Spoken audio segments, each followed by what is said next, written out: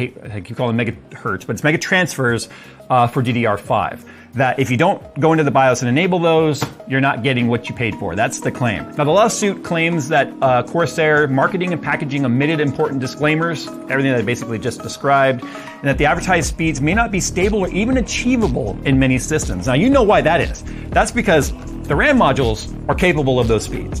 But whether or not your motherboard has QVL or BIOS that support maybe newer sets of RAM, you might have an older motherboard and then a newer set of RAM comes out that hasn't been QVL or validated on that motherboard, may or may not run at those speeds. Let's not even discuss 2 sticks versus 4 sticks, because that's a whole nother discussion that could potentially even make it onto here, because you know as well as I do, 4 sticks is harder to run than 2.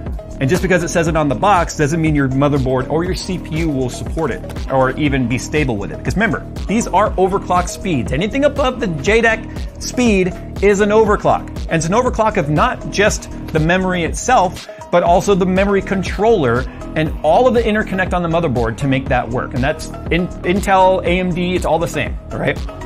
So they're claiming the average consumer doesn't know that, and it's misleading and misrepresenting to put those speeds on the box without any language that says up to or any other disclaimer that you have to go in and actually, enable those speeds in your system BIOS.